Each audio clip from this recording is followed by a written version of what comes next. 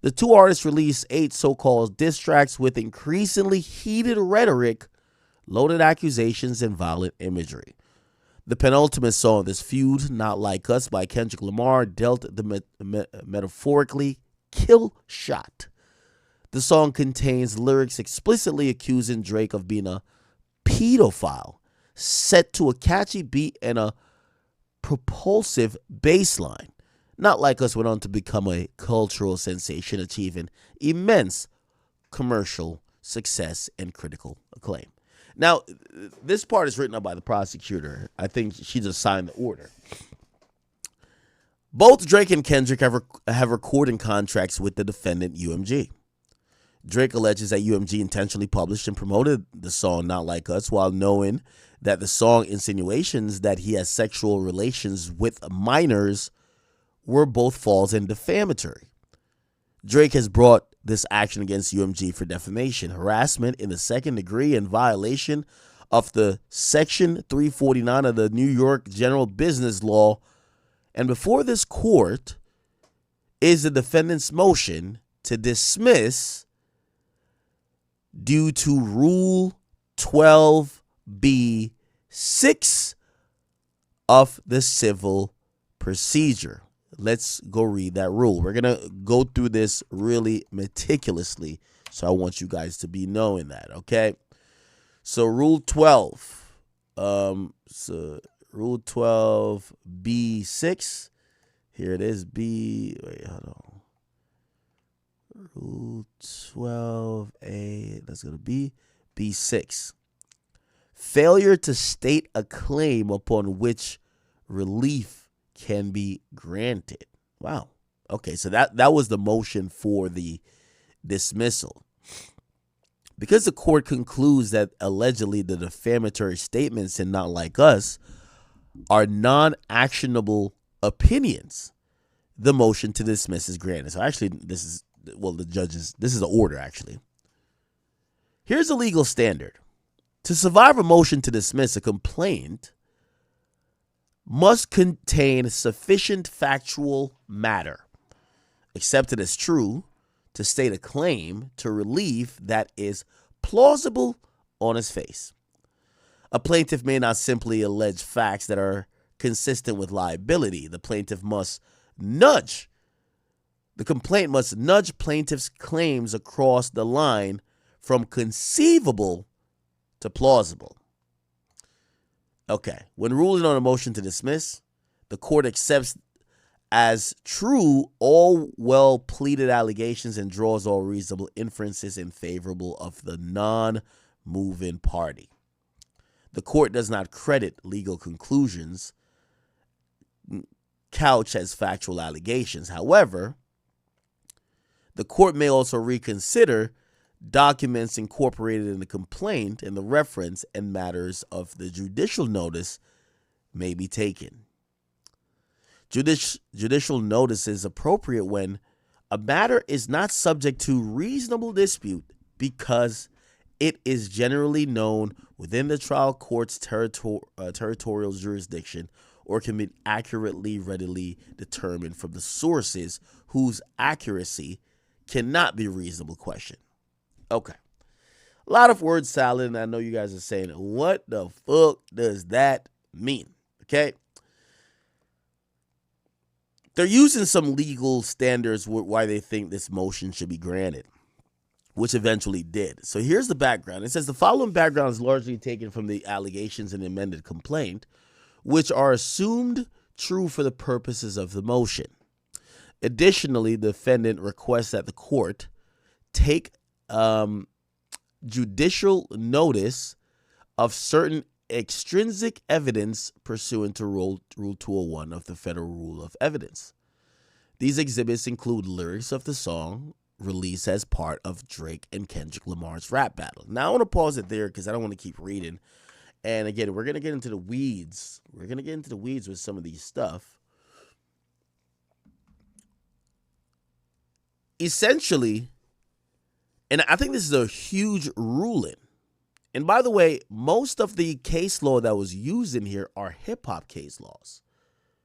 But I do want to say to y'all, The judge, in his overall ruling, is saying that if two people, in the context and the tradition of what hip hop is, are going back and forth with disrespect or disrespectful songs, aka diss songs, there is much more latitude to what can be said about one party if both parties are engaged. So essentially, by the mere fact that Drake chose to engage in a rap battle, he almost understood that there was going to be mudslinging and mudslinging that he would also be doing as well.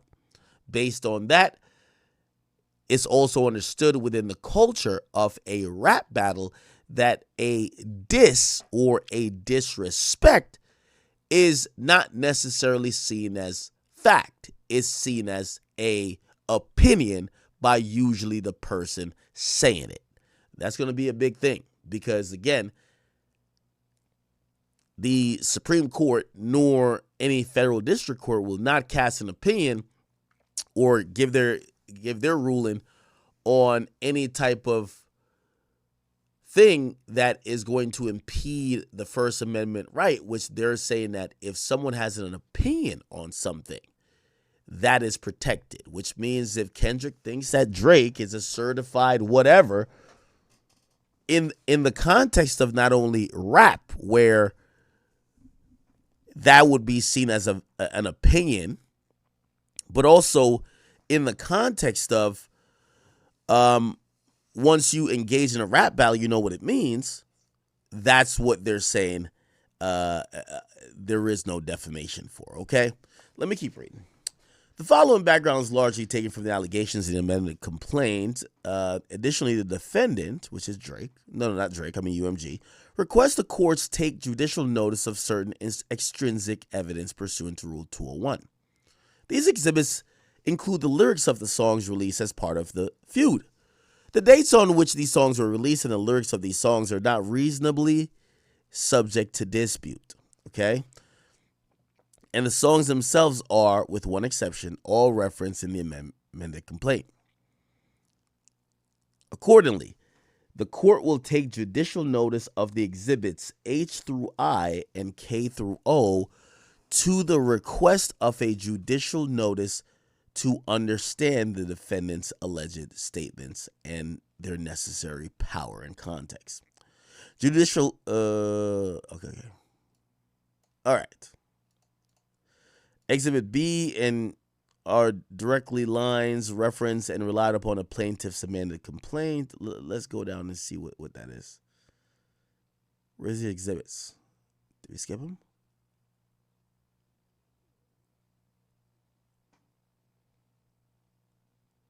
Okay. We probably skipped them.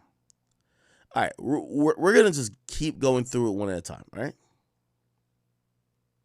Okay.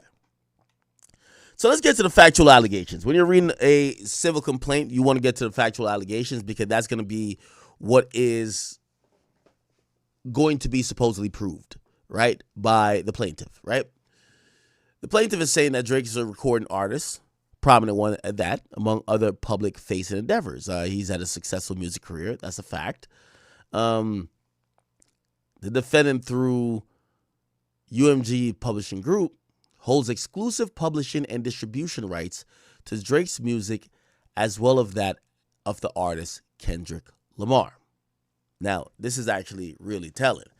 It says that Drake's publishing is actually within the house of, or it's within UMPG, which we don't know if Drake owns his publishing. We just know it's being administered by UMG, which I know some of y'all might be like, what the fuck does that mean? Drake's catalog and also Drake's publishing is with UMG. Why do y'all keep thinking he's going to leave UMG? He's not. It's on April 19th, Drake released a diss song directed at Kendrick Lamar. It was called Push-Ups. In Push-Ups, Drake mocks Lamar's height and shoe size. You big stepping with a size 7 mans on. Pipsqueak pipe down. And he questions Kendrick Lamar's success. You ain't in no big 3. I'm the top of the mountain, so you tight now. You just have to Just to have this talk with your ass, I had to hike down. A few days later, Drake released Tailor-Made Freestyle, in which he used an artificial intelligence-generated voice of deceased rapper Tupac and Snoop Dogg to goad Kendrick Lamar. In the track, Tupac and Snoop share their disappointment that Kendrick has not responded to push-ups. See example, it says, "Kendrick, we need you. West Coast savior. You seem a little nervous about the publicity. You got to show this fucking owl who the boss on the West." Okay, whatever. So Drake in his own voice further taunts Kendrick for failing to come up with a satisfactory response, saying, "I know you're in that New York apartment. You're struggling right now. I know it. In a notepad, doing lyrical gymnastics, my boy." He also surmises that Kendrick was purposely delaying the response because the artist Taylor Swift had just released an album. He says Swift the biggest gangster in the music game right now. She got the whole PG Lang on mute like that Beyonce challenge. Y'all boys quiet for the weekend. Lamar then fired off at Drake on a song called Euphoria, which was released on April 30th. And in the track, Lamar claims, "I make music that electrify him. You make music that pacify him." And that he would spare Drake this time. That's a random act of kindness. Know you're a master manipulator and a habitual liar too, but don't tell no lie on me and I won't tell no truths on you. On May 3rd, the feud between Drake and Kendrick escalated as they lobbed increasingly vicious and personal accusations that over the course of the day. First, Kendrick released 616 in LA, okay? He accuses Drake of playing dirty with propaganda, and he raps that if Drake was street smart, he would have caught on that his entourage was only there to hustle him. Drake's next response arrived later in the day in a song called Family Matters, where he jabs at Kendrick's relationship with his partner. Okay? He says, "You the black messiah wifing up a mixed queen, and hit vanilla cream to help out with your self-esteem." On some Bobby shit, you know, I want to know what Whitney need. He and implies that Kendrick physically abused her. "You a dog and you know it. You just play sweet. Your baby mama captions always screaming, 'Save me.' You did all that. You did her dirty all her life, trying to make some peace." Moreover, Drake calls into question whether Kendrick Lamar is the biological father of one of the kids. I heard them little kids might be day free. Now it says, almost immediately after the release of Family Matters, Kendrick unleashed a scathing Meet the Grams track, in which he accuses Drake of being a deadbeat father and hiding his existence from his other children. "You lied about your son. You lied about your daughter. You lied about them other kids that's out there that's hoping that you come." Pause, by the way. Lamar also alleges that Drake has a gambling problem, drinking problem, a pill popping and a spending problem, bad bitch with money, whorehouse soliciting women problem, therapy, a lovely start. He further insinuates that Drake was a predator and Drake should die so all these women can live with a purpose. The next day, on May 4th, Kendrick released a song, Not Like Us, and it's explicitly named that because it says, according to, it basically says, Not Like Us says Drake and his associates are PDFs. Jeez. Okay. Specifically, the track contains these lyrics. "Say Drake, heard you like him young. You better not ever go back to Cell Block 1. To any bitch that talk to him and they in love, just make sure you hide your little sister from him. They tell me Chubbs, he the only one that get the hand-me-downs. Party, he's at the party, but he playing with his nose now. Baca got a little bit of weird case. Why is he around? Certified lover boy, certified PDFs. Wop, wop, wop, wop, wop. Dot. Fuck him up. Wop, wop, wop, wop, wop. I'm going to do my stuff. Why you trolling like a bitch? Ain't you tired? You were probably trying to strike a chord, but it's probably a minor. Okay. On the 5th, Drake responded with the song called The Heart, Part 6, directly denying the allegations of pedophilia. I've never been with no one underage, but now I understand why this is the angle that you really mess with. Just for charity, I feel disgusted. I'm too respected. If I was fucking young girls, I promise I would have been arrested. I'm too famous for the shit that you suggested. Drake is not a name that you're going to see on the sex offender list. Huh. Okay.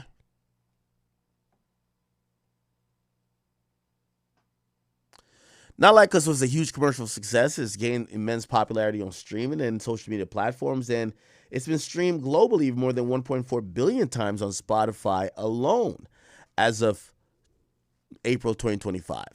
On November 8th, the Recording Academy nominated Not Like Us for several Grammys. And in February 2025, it won Record of the Year. A week later, on February 9th, Kendrick performed Not Like Us during the Apple Music Super Bowl halftime show. The performance is alleged to be the most watched Super Bowl halftime show of all time with 133.5 million viewers. Okay. Now, I feel like I'm getting slow into this, right? Okay. Let's read the judge's opinion. Oh, before we get to that, this is important.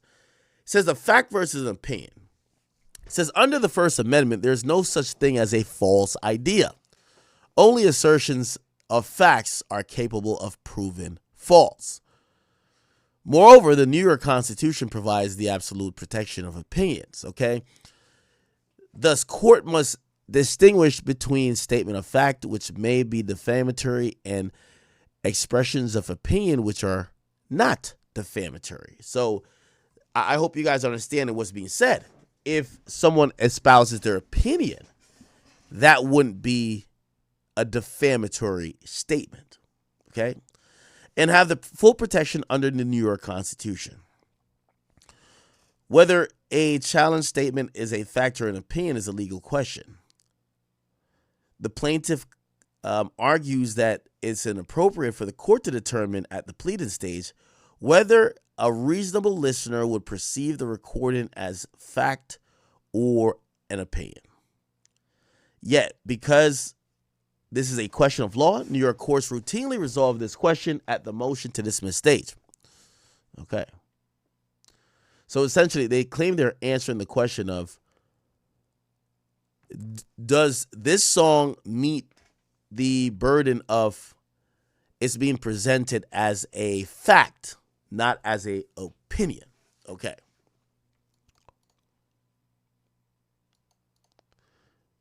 Okay.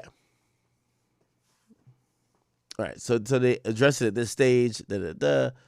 Whether a statement is a fact or an opinion is a question for the courts of law. Is decided based on what the average person's hearing or reading, and the communication would take to mean, and is appropriately raised at the motion to dismiss stage. Okay, great.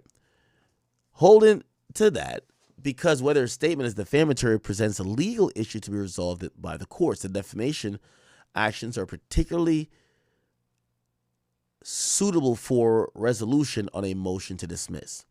Particularly, there's a particular vague in resolve or value in resolving defamation claims at a pleading stage so as to not protract litigation through a discovery and trial, and therefore or thereby chills the exercise constitutionally and protects the freedom.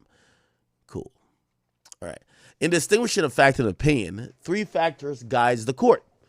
1, whether the specific language in issue has a precise meaning which is readily understood. Whether the statements are capable of being proven true or false. And whether the full context of the communication in which the statement appears on the broader social context and the surrounding circumstances are such as to signal readers or listeners that what is being read or heard is likely an opinion. Interesting. Okay. So it looked like this is the court kind of like, looking at this motion to dismiss and saying, let's figure out if most of this stuff was presented as a fact or just as an opinion. So the court is conducting this inquiry through the lens of a reasonable listener. In Levin versus Maffei, the plaintiff's suit is focused on a single factual message conveyed by the recording, the false allegation that Drake is a PDF. The recording is myopically focused on ensuring that, I can't read today.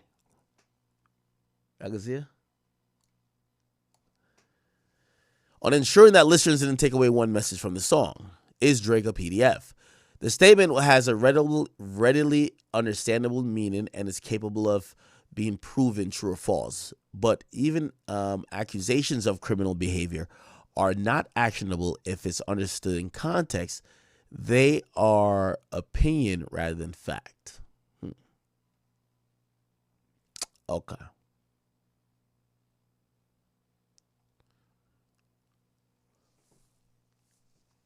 Surrounding circumstances. Next, the court considers the full context of the communication in which this statement appears.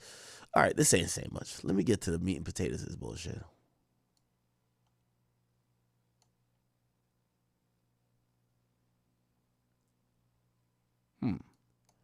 Give me 1 second.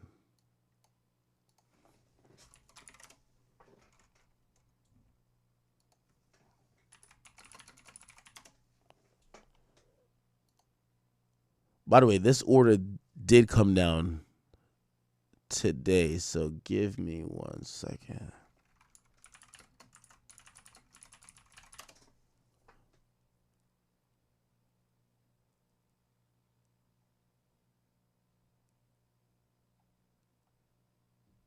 Okay. All right. Okay.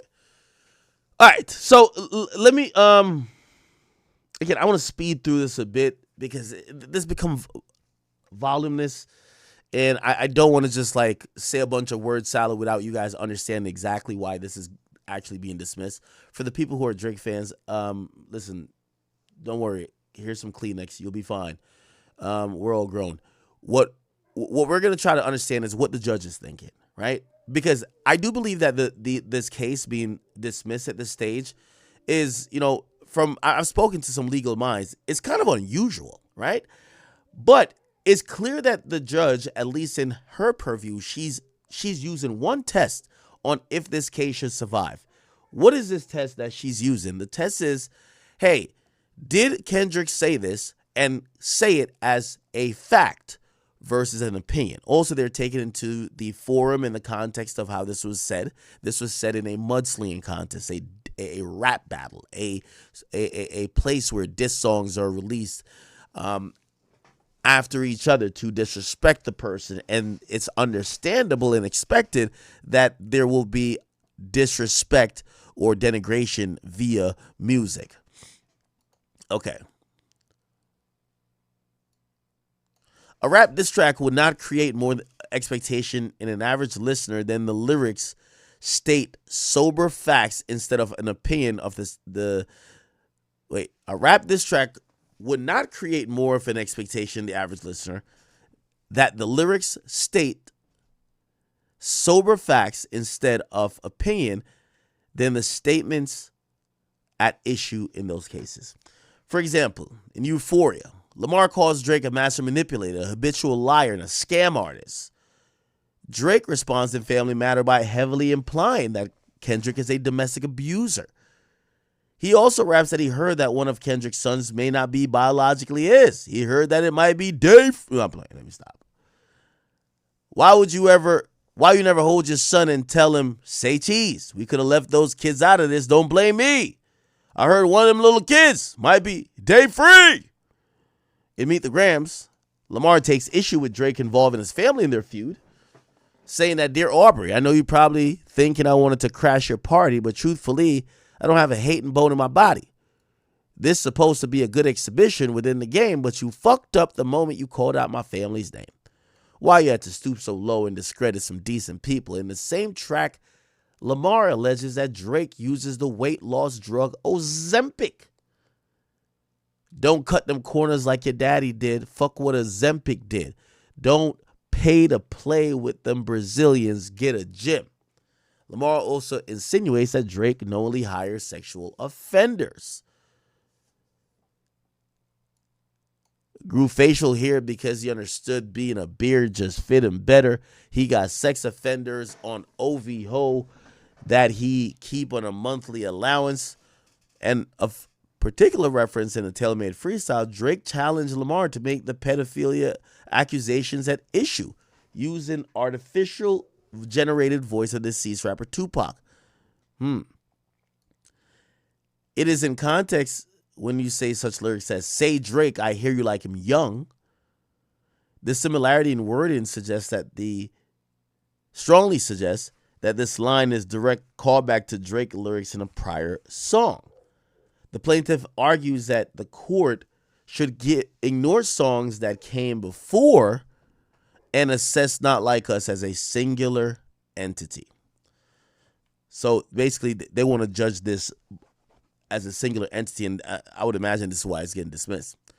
The plaintiff argues that the court should ignore the messages that came before. Okay, we read that. The plaintiff contends that the court should not consider those other tracks in assessing how the average listener of the recording would perceive the allegations regarding Drake. There's a number of flaws in this argument. Not Like Us cannot be viewed in isolation, but must be placed in a appropriate factual context. And this is Immuno AG versus Moore, blah, blah. Statements must be first viewed in the context and in the order for courts to determine whether a reasonable person would view them as expressing or implying any facts. Here, the factual context is the insults and trash talking that took place between or via these diss tracks and weeks leading up to the publication of Not Like Us. The songs released during the rap battle are in dialogue with each other. They reference prior songs and then respond to insults and accusation made by the rival.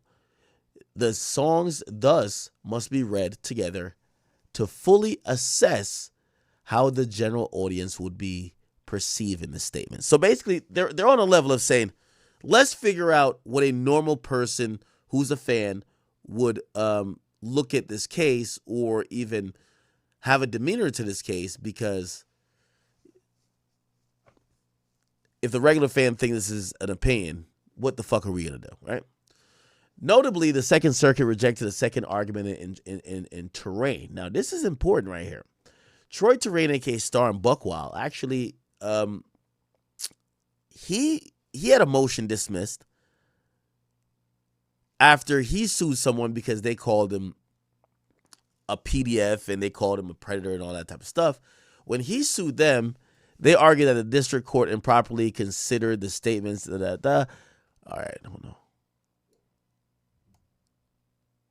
Okay.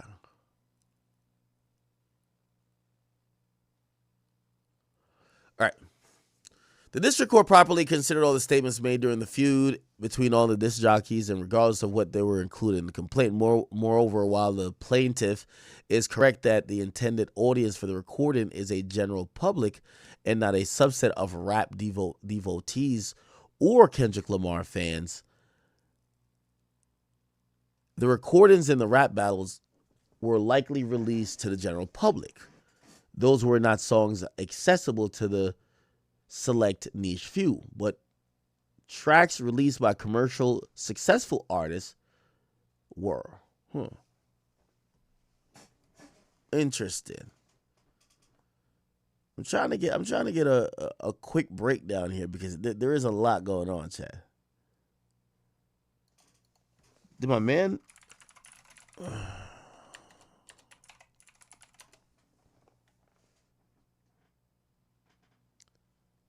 Give me 1 second.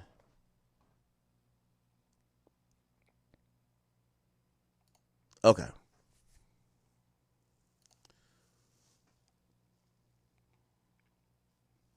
All right. Perhaps most fatally for the plaintiff's argument It would render protection for artistic expression dependent on a impermissible retroactive analysis. At the time he released Not Like Us, Kendrick Lamar could have not been aware it would be breaking record streaming, win Record of the Year at the Grammys, or be featured at the Super Bowl halftime show. Yet the plaintiff the court divorced the recording from the context in which it was created because those subsequent events. Whether the publications constitute actionable fact or protected opinion cannot vary based on the popularity they achieve. Constitutional guarantees does not rest on such a flimsy foundation. Okay, the plaintiff counters and says that if the recording protected opinions at the time of its initial publication, UMG publication or republication of Not Like Us in the months following, after it achieved its unprecedented level of success, exposes it to liability. This argument is logically incoherent. If the recording was not actionable opinion at the time when it was introduced, then the republication would not expose UMG to liability. Okay, they're going into the weeds here. Jesus Christ. Give me a second, man. They are going crazy. I'm not even going to lie to you. Give me 1 second. Okay. Drake's defamation lawsuit against UMG has been dismissed. And I'm not a lawyer, but y'all know I read all 38 of them pages, so here's a recap. Let's start with the judge's opening words for the order, which says, quote, "This case arises from perhaps the most infamous rap battle in the genre's history, the vitriolic war of words that erupted between superstar recording artists Drake and Kendrick Lamar in the spring of 2024. Over the course of 16 days, the two artists released 8 so-called diss tracks with increasingly heated rhetoric, loaded accusations, and violent imagery. The penultimate song of this feud, Not Like Us by Kendrick Lamar, dealt the metaphoric killing blow. The song contains lyrics explicitly accusing Drake of liking children, set to a catchy beat and propulsive bass line. Not Like Us went on to become a cultural sensation, achieving immense commercial success and critical acclaim." Now, Judge, are you a fan? Now, as a reminder, Drake was suing UMG for defamation, harassment, and violation of the New York business law. One of his main points in this lawsuit was that UMG defamed him when they published, promoted, exploited, and made money off of Kendrick's song, knowing that what Kendrick said in that song was false and dangerous. Particularly the A minor line, him being Malibu's most wanted, and then the song's cover art, which was of Drake's house with offender icons all over it. So first up are the lyrics and the overall message of Not Like Us, which was that Drake is a person who engages with young children. And the question the judge has to answer is, were those lyrics meant as an opinion and therefore they fall under free speech, or are they meant to be taken as fact and therefore defamatory? And according to the judge, context matters here. The judge says, although the accusation that Drake likes young kids is certainly serious, the broader context of this being a heated rap battle with incendiary language and offensive accusations hurled by both participants would not incline the reasonable listener to believe that Not Like Us imparts verifiable facts about Drake. That doesn't stand. Moving on to the album cover art, the judge says that this too is just an opinion, and no reasonable person would view the image and believe that law enforcement had in fact designated 13 residents. Now, I want to say I stray away from some of the judge's opinion here. And by the way, I was again, even though I will admit I do not like this lawsuit, I always thought it was weak and flimsy. I will say that the judge blanket dismissal is a little bit shocking to me. I mean, some of these things that Drake is bringing up, even though it's supporting the defamation and maybe the business practice count, I'm with Drake on this. If you put his house with a bunch of those things, I think to the average listener who is not that tuned in, they might think that, oh, isn't Drake being investigated or accused of a crime? I think that would be reasonable. In Drake's home as offenders. And so that also is dismissed. Up next is the harassment claim.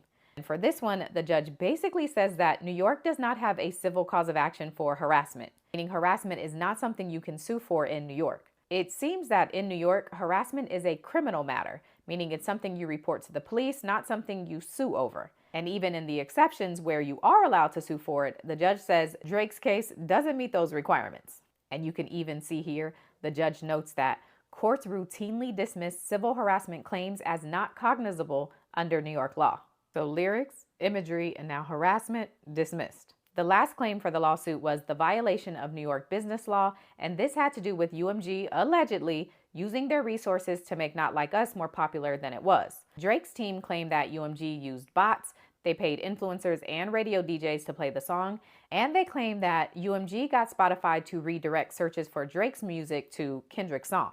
And to this, the judge says, even if all of that is true, how did it harm consumers, aka the audience, which is a requirement for this New York business law? According to the judge, in the complaint. Oh wow, and we're gonna get to read that, but check this out. That particular portion of the law is not about protecting Drake, it's about protecting the consumer. So they're like, the consumers could still access the product. The judge isn't going to make a determination on about which rapper is getting promoted more or promoted less. They just want to know, is the consumer's access to these artists altered, which supposedly it wasn't. Drake and his team never claimed that consumers were harmed because they had to pay more money for something, or that they bought something they wouldn't have otherwise purchased because of a misrepresentation, or that consumers received less value for something that they did purchase. At most, according to the judge, UMG engaged in practices to make Not Like Us seem more popular than it actually was without connecting that activity to any consumer harm. And therefore, this claim must also be dismissed. And so the entire lawsuit has been dismissed. Y'all think Kendrick on the way to the studio right now? Okay. So we'll get back into it a little bit. So, all right. Tone and language.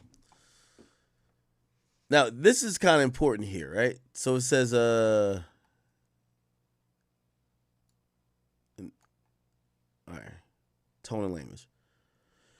That the recording can only be reasonably understood as an opinion is reinforced by the language employed in the song. The court examines the tone and apparent purpose. Loose, figurative, or hyperbolic statements, even if deprecating the plaintiff, imaginative expression, cannot constitute actionable defamation. A court may also consider whether the general tenor of the publication negates the impression that the challenged statements imply defamatory facts about the plaintiff. In Rappaport, and I don't know what case this is, I think it's Barstool versus Rappaport. For example, the court concluded that the tone and apparent purpose of the diss track, especially considering the hyperbolic and vitriolic words and imagery, further reinforced for the audience that the video is not to intend to reflect an accurate and factual assessment of Rappaport. The district court faced no difficulty in concluding that the context of this diss track video reasonably signals to viewers that the challenge statements are prejudiced, opinionated viewpoints of Barstool defendants. The Second Circuit affirmed that the district court analysis, including that the nature and the tone of the surrounding language can function as a strong indicator, to the reasonable reader that the statement is not expressing or implying any facts. Not Like Us is replete with profanity, trash talking, threats of violence, and figuratively and hyperbolic language, all of which are indicia, or I would say indicative, of opinion. A reasonable listener would not equate a song that contains lyrics as, "Ain't no law, boy, you ball boy, fetch Gatorade or something. Since 2009, I had this bitch jumping," with an accurate accurate factual reporting. So basically, they took some lines that ain't about nothing, and they said no one would listen to this song and say, "Oh, this is all facts," right? No reasonable person, okay? According to the reasonable listener of Not Like Us, accordingly, a reasonable listener of Not Like Us would conclude that Kendrick is rapping hyperbolic vituperations, and the plaintiff contends that in determining if the lyrics in Not Like Us expresses fact or opinion, the court must consider the subjective view of listeners as well as commentators in the rap industry and press who understood the recording, image, and video as an attempt to convey a precise, factual information, and the amended complaint cites extensively to comments and posts from YouTube and Instagram that expressed the belief that the recording had exposed the truth and that Drake was truly engaged in pedophilia and sexual violence against children. Wow. But distinguishingly, between fact and opinion is a question of law for the courts to be decided on based on what average person is hearing or is reading the entire communication to mean. This dispositive inquiry in which a reasonable listener could have concluded that the statements were conveying facts about the plaintiff. The courts have made the determination by looking at the full context and surrounding circumstances of the challenged communication. The court holds that based upon a full review of context in which Not Like Us was published, a reasonable listener would not conclude that Not Like Us was very conveying objective facts about Drake. The video expressed by blah, blah, blah, and other YouTube, okay, who are these YouTubers? Instagram commentators quoted in the complaint do not have the court's analysis. In a world where billions of people are active online, support for almost any proposition, no matter how far-fetched and fantastical and unreasonable, can be found with little effort due to any number of comment sections, chat rooms, and servers that some readers may infer a defamatory meaning from a statement that doesn't necessarily provide or render the inference reasonable under circumstances. Jesus Christ, this reading is long, chat. I ain't gonna lie to you. This shit is so long. Give me 1 second.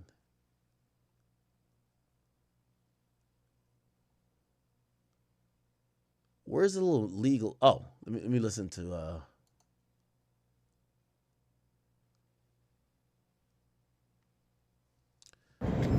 Okay, it's Inner City Press, Matthew Russell Lee, here in Foley Square. And what we can announce is that late this afternoon, Judge Vargas has dismissed Drake's lawsuit against UMG Recordings, Inc. This is actually the lawsuit about Kendrick Lamar's Not Like Us. And we covered it. We covered the back and forth about the bots, about various theories of harm. But in a 38-page decision just issued late this afternoon, Jeanette A. Vargas, district judge, says, in essence, because the court concludes that the alleged defamatory statements in Not Like Us are non-actionable opinion, the motion to dismiss is granted. This case is dead. Now, of course, I believe it will be appealed. It will be appealed, but that's why she took so much time. It was long ago that we live tweeted the oral arguments. She goes through all the factors. She wasn't very convinced about the box business, but there's a key sentence, there's a key section where she talks about the First Amendment and what she basically says that no reasonable listener would have believed that this was a statement of fact, that the rap genre and hyperbole is a word that she uses, results in the inability to sue for defamation in this case. Tone and language. that the recording can only reasonably be understood as opinion is reinforced by the language employed in the song. Okay. So let me just give my thoughts on this entire thing. This was always a weak ass lawsuit from the get go. I like Drake. This was a weak lawsuit. It's a weak lawsuit in the fact that, again, if you listen to diss music, I listen. I don't like that there was a false allegation put against my guy. It was false, but such is the case with hip hop. People call people R words. People say really nasty things about each other. So the idea of suing the publisher, and I kind of look at it like in a media sense, you're suing the publisher, which, at first he was going at DSP's radio and UMG, they would be the publishers of said material. I thought he should have sued Kendrick Lamar. Now, what do I think about the decision? I think this was going to be a landmark precedent case. And I'll give you an example. I just went to federal court, and Meg Thee Stallion and them, they got me in federal court. And during my deposition, they asked me a question. They said, yo, how'd you get this DNA report that you tweeted? My exact answer was, I wouldn't tell y'all even if I knew. Then I said, I don't recall. In the hearing that I went before the judge, shout out to my man Brendan Day, the Honorable Judge Brendan Day, he pointed out that while making his ruling on the order, which if you don't know his ruling is that I'm going to sit for another short deposition, but they can't ask about Drake's stake and Nicki and all the stuff. They got to keep it to this one particular subject or follow-up questions regarding it. But I'll tell you why I told you that.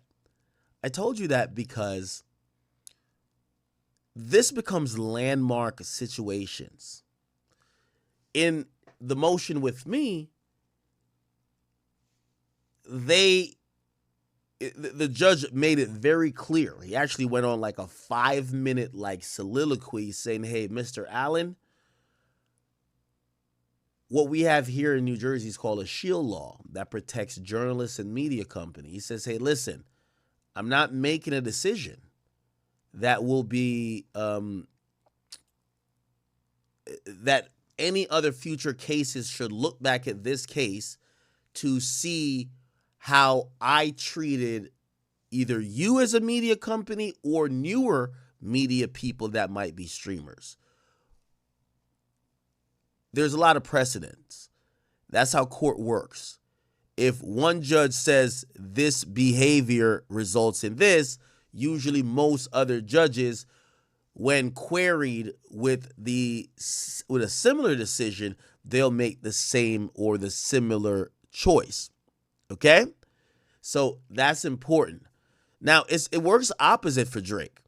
Because if Drake motion, it could have still went to trial, but what this motion definitely said is that it's not going to protect people in a rap battle from getting your feelings hurt. And had they said there was merit to this case, I would imagine that we would see much more lawsuits fly off. Because, you call me fat in a diss song. You said this about my relative, or you said that about whatever that caused me emotional damage. I need some money. And from what we could see is that the judge in this Drake situation is categorically denying and will not make what he doesn't want to start a precedence that anybody who gets dissed. Now, I got to keep referencing Drake fans because they always lose me when I'm speaking to them with this one point. Because they're always saying, nah, man, it ain't the same. That ain't the same as somebody calling you a PDF. Well, under the eyes of the law, somebody calling you fat or a PDF, while they might have different weights and values in how it could be, how both of these, insults or whatever could probably proportionately affect your career or your business. On face value, it's disrespect, right? So the point is, if they allowed or they said Drake's legal battle is all the way fine, and this even goes to a trial, we don't even know what might happen there. What ends up happening is everybody's going to get sued because you have now opened Pandora's box. So I believe the judge didn't want to open Pandora's box and basically said to Drake, yo, this was this person's opinion more than it was a representation of the facts. So because of that, defamation, which requires a bunch of things, not only it requires malice, it requires malice. You got to be able to prove the damages that this defamation has caused. And with all of those things, you could get a favorable look in a defamation case, right? But this judge stopped at this first checkpoint here and said, yo, this is opinion. Now, I disagree with it. I don't believe some of these things are only just kicked as not necessarily, this is my opinion and whatever. I think Kendrick kind of puts a little bit more muster in it to kind of make it look like, bro, this guy did some shit. I'm going to be honest with you. The judge didn't agree, though. Not necessarily, this is my opinion and whatever. Never mind. I'm playing that. Where is it? By the way, this was a it's expected Drake PR machine is a bit more measured in light of this. Sophia just emailed me this one sentence. We intend to appeal the court's ruling and we look forward to the Court of Appeals reviewing it. Okay? I replied to Sophia, asked her how much her company's paid to send these press releases. That is, of course, not expecting her to tell me, but if she's going to solicit questions, why not throw one out there? So far, no reply. You could tell Meg don't fuck with Drake. Or what do you call it again? Megan Cuniff. Okay. All right. I do want to continue to read it. I know some people say, yo, that other woman already summed it up. I just wanted to read the last part of it, which is usually, this is the full thing. Okay, actually, that woman did sum it up pretty good. So, second degree harassment, they're saying they can't recognize a cause of action to recover damages from this. This is more of a criminal thing, not a civil thing. Got that.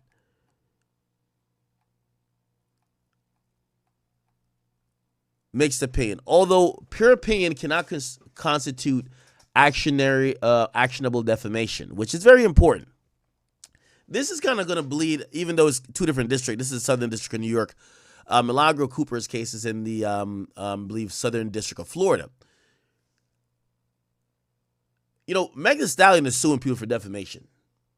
And I'm wondering how much, again, I don't know fully what Meg either did or whatever, but it looks like this might be a similar ruling, which I'm surprised that didn't get thrown out as well, because, yeah, people gave their opinions. If you listen to my deposition with Meg's people, we gave our opinion. I give my opinion, and they don't like my opinion, right? So you hear a judge says pure opinion cannot constitute actionable defamation. Now, that's very important, because I do think that in this change in times, people are now trying to bully people's opinion and call it defamation, right? A mixed opinion, which is an opinion that implies that it is based upon facts which justify the opinion but are unknown to those reading or hearing it, that is actionable. Wow, okay, hold on. So a pure opinion is not actionable, but a mixed opinion is actionable. But the mixed opinion is defined as an opinion that implies that based upon facts which justify the opinion but are unknown to those reading is actionable. Okay. The mixed opinion holds the implication that the speaker knows certain facts unknown to the audience, which supports his opinion and are detrimental to the person about whom he's speaking about. Whether statements constitute mixed opinions presents a legal question, which must be answered by considering the context of the entire communication and of the circumstances in which they were spoken or written. Whether the average listener would reasonably understand the opinion as implying the assertion of undisclosed facts, justifying the opinion. Okay. Just as the overall context of Not Like Us, it forecloses the argument that its lyrics can be read as factual assertions. The same context negates any implication that Kendrick Lamar's lyrics are based on undisclosed facts. So they're saying that what Kendrick is saying is what's called a pure opinion as opposed to a mixed opinion. So mixed opinion would be like, yo, that nigga over there, he's a R word. Don't ask me how I know, but I know some shit. I seen the shit. He's a R word. Now, that would be a mixed opinion.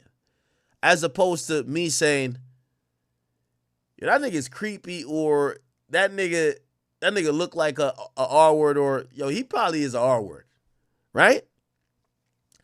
One's a pure opinion. One is acting like I have facts that everybody reading it don't know. Okay, where an audience may anticipate the use of epithets. So now they're bringing back in the context. And when they mention the context, right, it's a holding to where statements are made in circumstances where an audience may anticipate the use of epithets, fire, rhetoric, and hyperbole. Inference could not reasonably be drawn that assertions were based on undisclosed facts. In the context of this rap diss battle, no reasonable person would listen to Not Like Us and assume that Kendrick Lamar uniquely had access to credible, provable facts that revealed Drake to be a PDF. I'm going to be honest with you. I disagree with that. The way how Kendrick was talking, it felt like he was going to reveal many things. That he really had a kid. That Drake may have. So Drake is suing iHeartRadio, which is the Breakfast Club is owned by iHeart Media, or whatever it's called, by iHeart. Drake shouldn't be surprised that I don't see anything going anywhere for Drake. It's like what X said. Okay, you're trying to sue someone, and then you go to that person you're trying to sue and say, okay, give me the information so that I can sue you. Bro, everything's like, all the proof is gone. They got rid of everything, bro. They're not dumb. Like, these are 100, like 9-figure plus corporations, 9-figure, 10-figure corporations, bro. Like, you're not just gonna get to just waltz in there and do that. Like, Drake is really rich, but it's like, bro, you're not gonna get to do that, Drake. And Drake is still Drake. I know this beef, man, it's not really much I could say, bro. It's your boy Big X News. Make sure you like, comment, subscribe. Let me know how you guys feel about everything in the comments below, and I'm out.